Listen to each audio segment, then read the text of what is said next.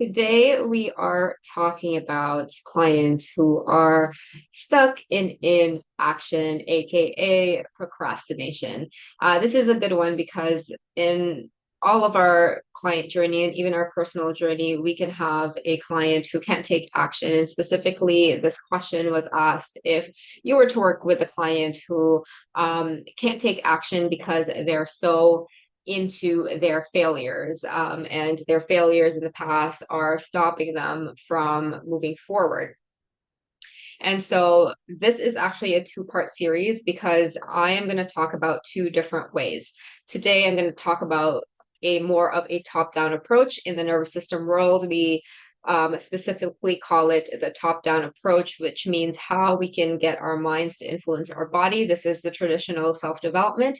So we're going to start with this, but more importantly, the second part, which you want to tune into, is how we can use our body to influence our mind. So that's part two.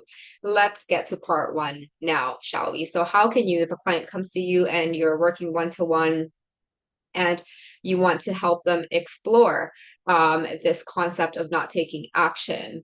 Now, this particular question that I was asked was had a therapist asking if they should do something like ego states or dissociation, association, and techniques. This is really the problem, right? The problem is right there. Going into your client session, looking at their symptom, and then formulating a treatment in your mind without actually exploring it. If you were a triage nurse in an emergency department and you've heard a presenting symptom such as chest pain, are you going to immediately take the paddles out, knowing that it might not be a heart attack, it might be something else? No, right? Because that doesn't make any fucking sense. And so, how I teach any investigatory work and how my clients have received amazing results, fast as fuck results, is not from me already thinking what to do with a client before the actual session. That it doesn't work that way. But I know that's how we were taught traditionally in hypnosis schools, which doesn't make any fucking sense. And so I'm turning this around and encouraging you to think about it differently if your goal really is to make an impact. And so, what you want to do is really realize that not taking action is a symptom, right? And in particular, that client is thinking that it is because of their past failures that have stopped them from taking action. I mean, that makes sense, right? Big picture. And so, instead of formulating ways as to how you can help them take action, how about just helping your clients explore that experience of feeling stuck and being in an action?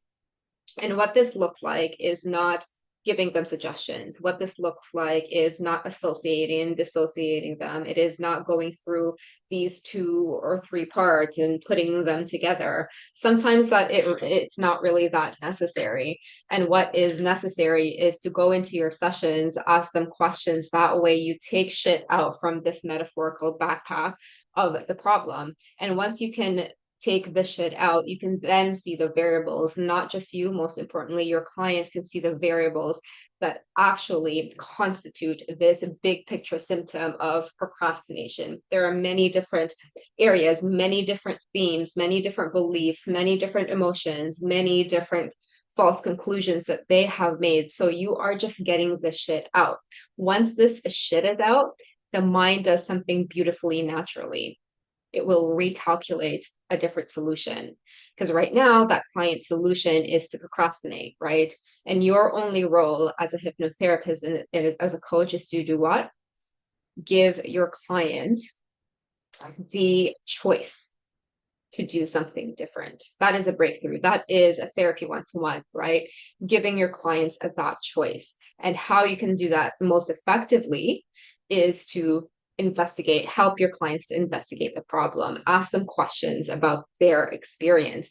So if it's like, I am having a hard time asking for a promotion at my job. And the last few times I asked for a promotion, I got denied and they picked someone else. And now I really feel like I'm a fit for this next job and I want to put myself out there, but I can't do it anymore. So you want to explore that. Like, what is physically happening to them? What are the thoughts that they're thinking? How are they feeling? All of these things, you want to ask your clients about that. And then as they answer your questions, remember, their mind is super smart, right? They'll start to hear the bullshit conclusions they have made. They start to see different things. And from that, they make a new calculation as to what to do next, as to how to see things differently, which then will lead them to take that natural action that helps them to, in this scenario, get that promotion, right? Maybe they need to leave that job, right? Maybe in that session, what they actually have realized is that they are stuck in a deadbeat job with a stupid ass boss, that they actually decide that they're going to leave the job and look for a lower paying job somewhere else and be happier. Like, you don't know that, right? You cannot predict that. And so I always tell all of my students to be like, just be open, have fun with it. Like, you're investigating the problem, just like how a triage nurse would, who is effective, will ask you about your symptoms. What does it feel like? Where's the pain? When did it start? What does it radiate anywhere? What is the score? Let me take your vital signs.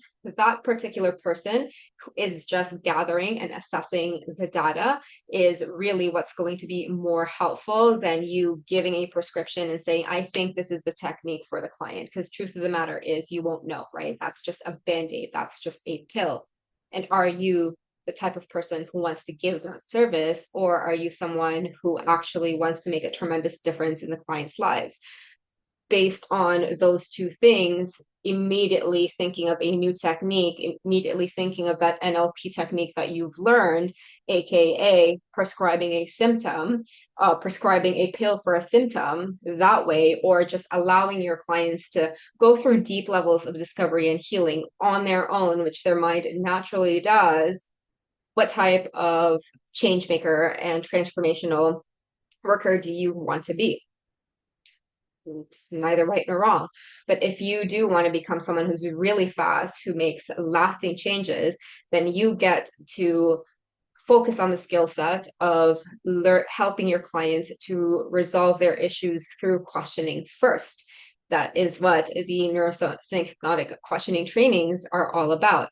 And so next time you have a client, I would definitely encourage you to just pause and have a fun atmosphere with regards to it, right? Like, you're only gathering data, you're only asking them about their experience so they can put the answers together on their own.